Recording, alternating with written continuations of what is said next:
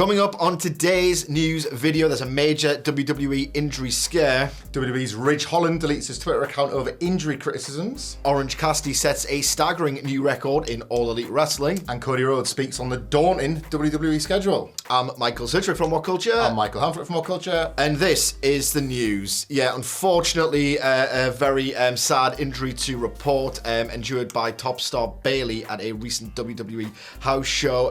Basically in the middle of a fatal four-way match, also involving Charlotte Flair, Bianca Belair, and Asuka. There's a sequence where Charlotte Flair's about to do the Flair flop on the outside.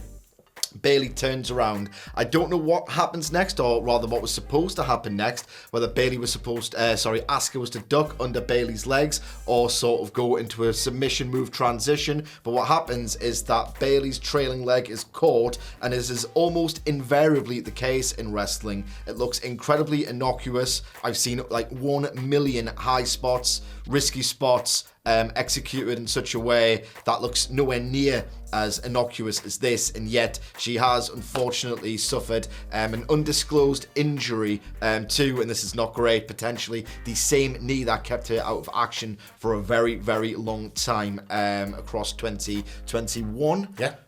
So yeah, not good at all. Bayley did, however, tweet in the aftermath that she'll be okay. We don't know whether that's mentally or physically. We're still awaiting updates on the severity of the injury. But this sucks. Bayley's an absolutely great person.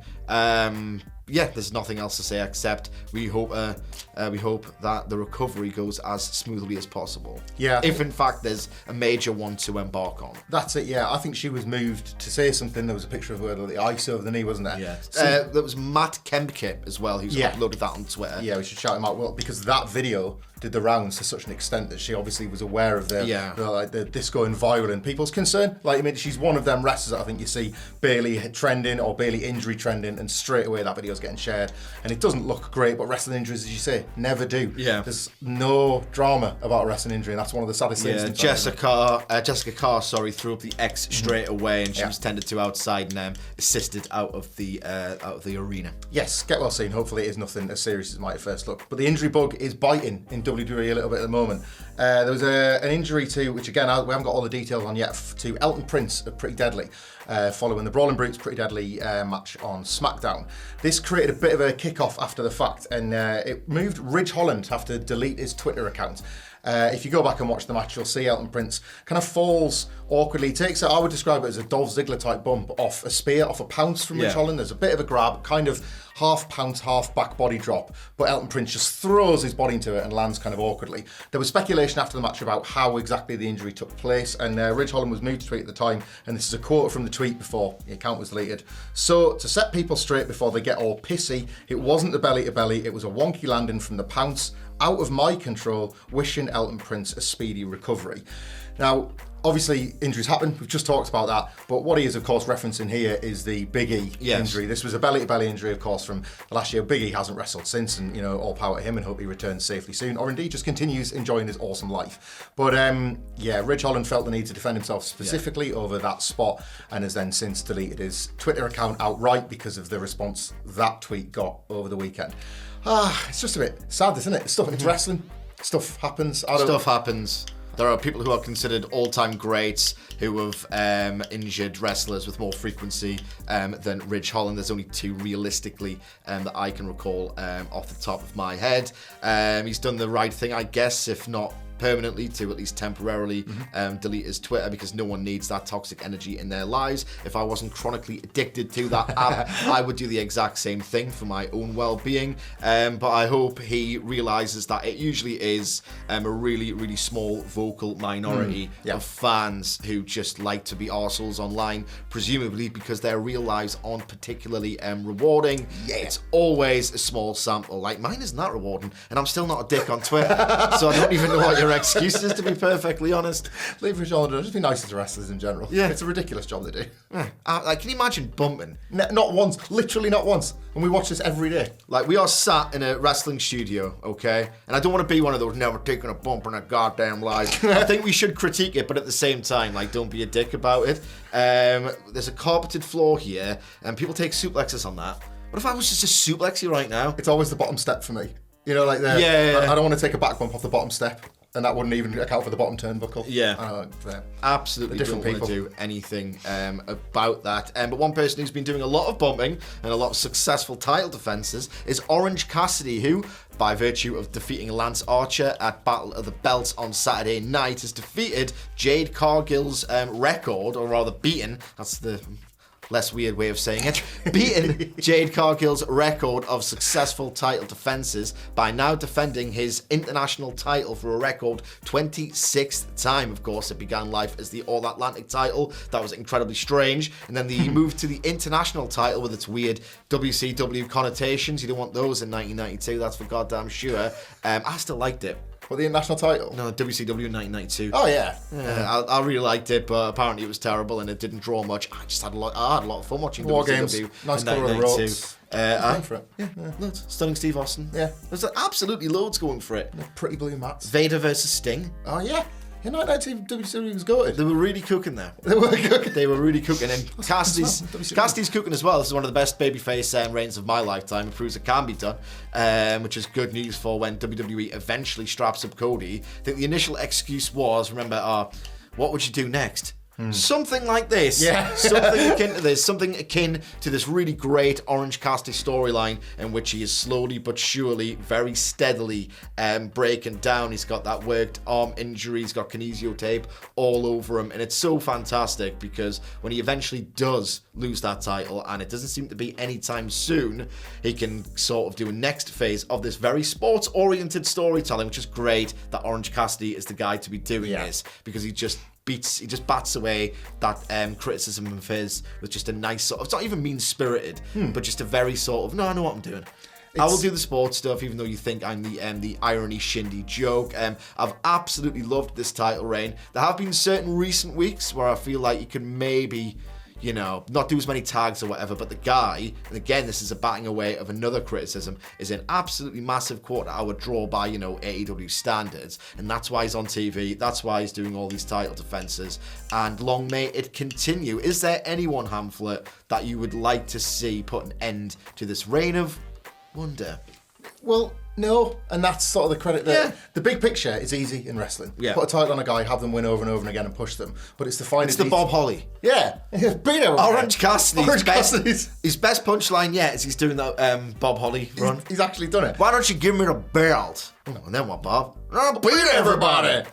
The finer details are great. It's Orange Cassidy's intra-match stuff that's making it as magic as it is. We were present for the Battle Royal conclusion. It's like Undertaker Shawn Michaels level end of a Battle Royal. Oh my God. Him and Swerve that led to a match that was almost as good.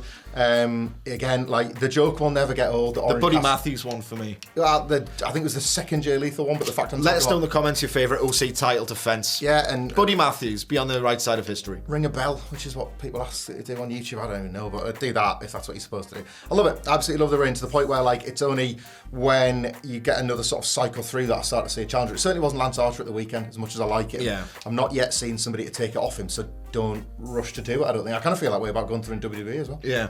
For me, it would be Jay White. Yeah. Just because the guy's absolutely phenomenal. Phenomenal professional wrestler is Jay White. He's continuing to argue his case on Saturdays. Isn't Saturday. Also arguing his case every goddamn night on a road out there is Cody Rhodes right now, making towns, making all of them, even working like the SmackDown Dark matches when he's obviously booked as a Raw talent. And he was speaking to ESPN Radio's Keyshawn, J. Will and Max show. I wish we had names as cool as that. The Daddy Boys doesn't roll off quite as much. He did a long form interview, but it's the roller coaster, he's the best at this. It's a bit of reading it. He says, quote, "The schedule can be very daunting. It's a gig that you have to really, really love. And your family too. If you're someone like me who has a wife and my daughter, they love, everyone has to know about the passion and the sacrifice. I'm very lucky in the sense that I have my own tour bus, and that's where I'm comfortably at right now. I'm lucky because after 10 years of driving all over the roads with 4 wrestlers in the car, screaming at each other, trying to get food at 2 a.m, I'm lucky to be in this position. It's tough, but I'll say this, the trade-off for what we do is so worth it. WWE, every city lately is just sell out after sell out after sell out. What's causing all this? What's causing all this? I love him He knows so what much. he's doing, which is always popular, but right now it's on a different level. So that's the trade-off. Tonight I could be as tired and grumpy as possible. My body might be a little banged up. Brock Lesnar threw me around last week, but like you walk out in front of these crowds and you can be rejuvenated. Cows? It's amazing. And everyone more like Dusty Rhodes. on the order does the trail with a bull rope match. I love Cody so much. He says it's a great trade-off. And he would say that, wouldn't he? He would say that. He loves it, man. It's absolutely great. I love Cody Rhodes. I think he's one of the best wrestlers of his generation. Like, my thing about Cody Rhodes, right, and this is the nice thing I say before I have a little, a little tiny joke, a little point to make, is that every wrestler, the big cliche is they want to leave this industry better than they found it. I don't think there's a single person, with the exception, obviously, of the Bucks and Omega, who've really done that.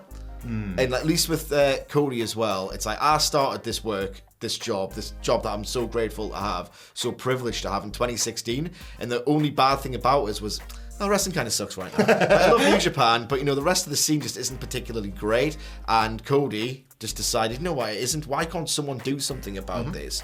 Like, eventually. Yeah. And he did it. Him, Tony Khan, Kenny Omega, the Young Bucks, John Moxley and Chris Jericho, and now Cody has genuinely made WWE hot. Yeah. I just didn't think that was ever going to happen from 2016 onwards, particularly in 2019. It was just absolutely drab. So Cody Rhodes has embodied for me that wrestler cliche of leave the business better than you found it, because between AEW and this WWE resurgence, the guy's just absolutely fantastic. I do love how he would... The schedule for AEW was the biggest selling point. Yeah. That schedule sucked in WWE. Yeah. At least he said it there with the guys in the cars, and he's got his bus and everything now. But I just love how he can just say anything. That's what happens. He just frames it differently. Even if it's not necessarily consistent, he can just say anything and just get over as the megastar that he is. I can't wait for WrestleMania 40, because if anyone deserves that title, it is Cody Rhodes. It's got to be him, isn't it? The Codyverse wasn't like a 6-month AEW run. It's been a 39-year life. Yeah. And it's been led by Cody Rhodes. And he's what a life. Long way it continues. Should we do some questions? Okay, ask away. We've got some questions. Thank you very much to our friends in the YouTube community today, where we've gone to for the questions. So if they're really awful and abusive, blame them as well. But these are the nice ones. Cedric, a nice one for you to start these off. What do you guys think will be the main events for All in London and All Out Chicago, considering they're a week apart? One of them surely has to be Punk versus MJF. That's from @WilliamSanders4799. Yeah, we've been talking about this quite a lot in the office. 7 days apart. Do you do 2 title matches? Do you do the old New Japan Road to deal on one night and then... Looking tricky, isn't it? It's a tricky proposition. I don't envy Tony Khan. And the thing is as well, All Out is a Labor Day weekend tradition. And I suspect that All In is happening not because they've got this incredibly intricate master plan of this really unique way of approaching 2 major shows, one shortly following the other. It's a logistics thing. It's a schedule thing. So they're going to have to obviously book around that. I'd love to see CM Punk and Kenny Omega personally. That's the one. I don't know if it makes storyline sense. I don't know how you can get someone to do a massive grudge program, the biggest in wrestling right now, quite frankly, Punk and Omega. What a number 1 contenders match that is at Wembley, by the way. Well, I always forget what's first and what's second. All In first at Wembley. We'll do that for the number 1 contender. So you can tee that up for the belt and MJF fights the winner. And then MJF, he's very traditional Tony Khan. He will never not have a massive show with a world title match on it. So maybe you could have MJF versus, a lot of people have said this, but Sting. Yeah. But Sting himself said he doesn't want to retire, so I think he's put the skids on that. Look, I don't know. I don't envy, especially when I've been put on the spot, Tony Khan to book 2 massive cards and not feel the contrivance at some point. Yeah. Where if a match happens, for example, at All In, you kind of know what's going to happen at All Out, realistically. Yes, yeah. Or I'm assuming it'll be easy for those dominoes to fall, and you run the risk of it being predictable. But just for my own self-involved interests, I want Kenny Omega versus CM Punk at Wembley Stadium. 1, because I'm going. 2, it's the biggest match AEW could possibly do. Why not promote it in the biggest setting? I know there are very big political hurdles to navigate there, but navigate them. It's wrestling. I want to see it. One of the biggest crowds ever as well. It would warrant it, wouldn't it? It feels like it might be the biggest paid ever, but you're not allowed to say that. Yeah, you can't say that, can you? Not allowed. Next question, Sage, comes from Jathulu, and it's a Monday, right? So a lot of people yesterday would have been suffering from the Sunday scaries.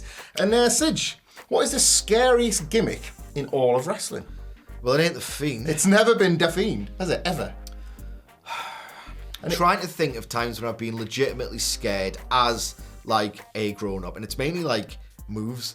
Moves, yeah. It's mainly realistically, the scariest gimmick might be people are going, Undertaker. It might be the cleaner Kenny Omega. Some of the stuff I've watched him do particularly in the New Japan arena, is just absolutely like, it puts my heart in my mouth. Like that DDT on the ring post to Naito in that G1 final, 2017.